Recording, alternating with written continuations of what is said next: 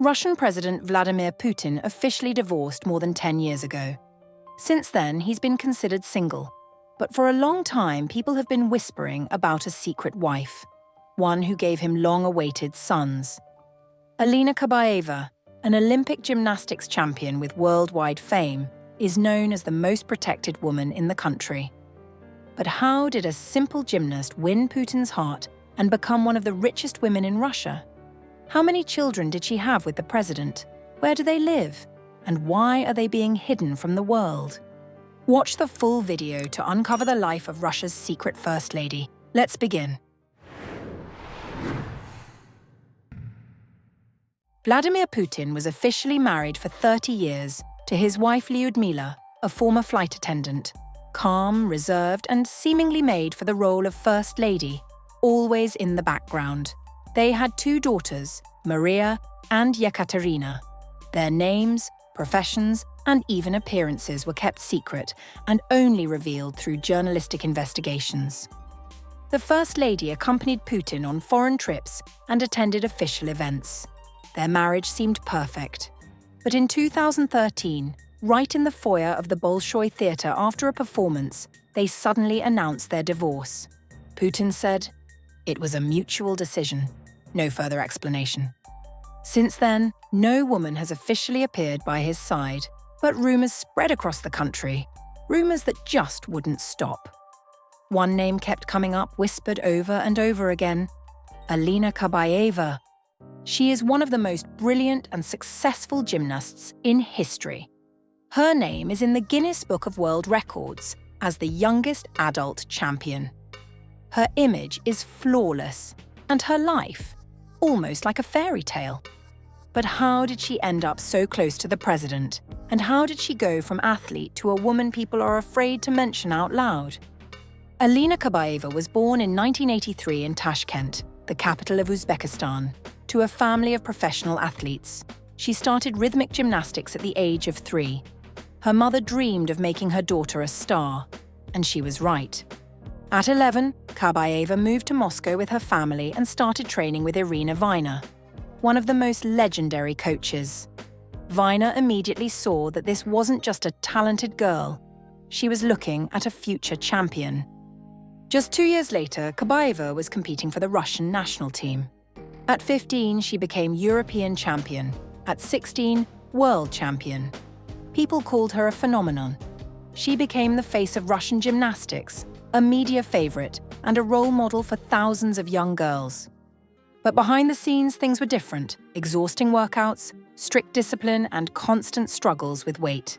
Kabaeva wanted to be number 1, always, at any cost. While the world was applauding her as a champion, someone else was watching her with very different intentions. Then came a turning point. In 2001, at the Goodwill Games in Australia, a drug test showed a banned substance in her blood. Kabaeva denied everything, but she was still stripped of her medals and suspended for 1 year. It was a blow, not just to her, but to the entire team and the country. That's when he appeared in her life. How did their romance begin, and why is it still such a taboo topic? 2001 became a turning point for Kabaeva. She entered showbiz, hosted a TV show, acted in a Japanese movie, and became known as a socialite, often seen at glamorous parties. Despite the doping scandal, big brands like Longines and Samsung continued working with her, and her face became even more famous. That same year, 18-year-old Alina met Putin for the first time when he attended a sports event. That's when their first known photo together was taken, one that quickly went public. Later, she joined the Supreme Council of the United Russia Party. That was a major step in her political career, especially for someone still competing in sports. After her 1-year suspension ended, Kabaeva made a big comeback. She won gold at the World Championship, set new records at the European Championship, and triumphed at the Olympics. But suddenly, at the peak of her fame, Kabaeva announced that she was retiring from professional sports. Soon she started appearing more and more, not as a gymnast, but as a public and political figure. She became a member of the Russian parliament and later the head of the board of directors of the National Media Group, which controls the country's biggest TV channels and news outlets. That's when serious rumors started to spread. She was too young, rising too fast, and too close to the Kremlin. The first article about Putin's personal life with Kabaeva appeared in 2008. A Russian newspaper published a piece claiming the president was divorcing his wife Lyudmila and planning to marry Alina. The story quickly spread to international media. Both Putin and Kabaeva denied the rumors. Just 2 weeks after the article came out, the newspaper was shut down. After Putin officially divorced Lyudmila in 2013, the press once again claimed that Kabaeva and Putin had secretly gotten married.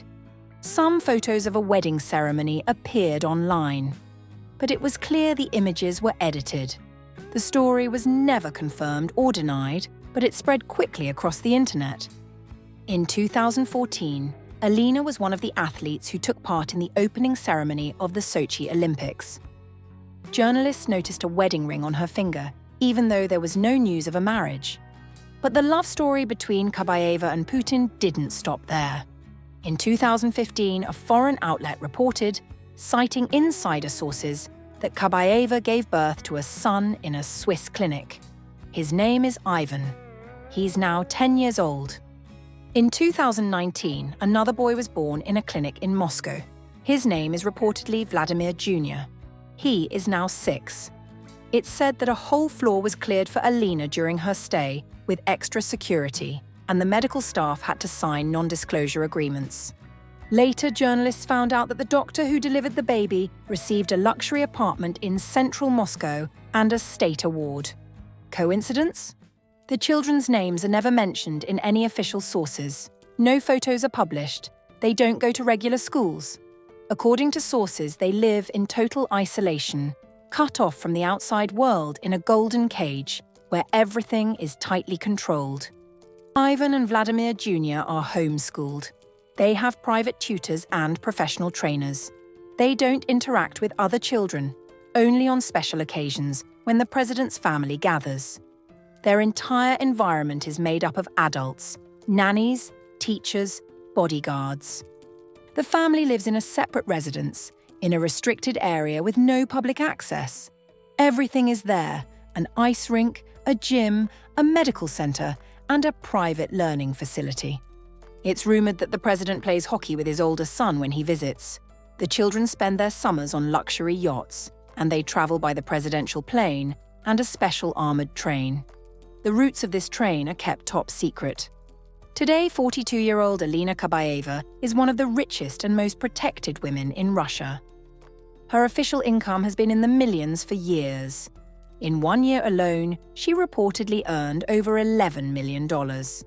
Her relatives own real estate worth hundreds of millions, luxury apartments and houses in Moscow and Sochi, and land near the president's residence on Lake Valdai. Officially, Kabaeva is a media executive, the head of a charity foundation, and the creator of an annual rhythmic gymnastics festival named after her, Alina. Stage, children, music, applause. But behind the scenes, silence. A private jet, an armoured train, and a hidden residence out of view of satellites, and 2 boys no one can call by name. Her biography sounds like a fairy tale, but it's a fairy tale marked classified. It's not to be talked about, not to be mentioned in the media. Do you think it's possible to be truly happy when your entire life is a state secret? Would you agree to live like that? Tell us in the comments. Share this video and hit like if you enjoyed it. See you next time.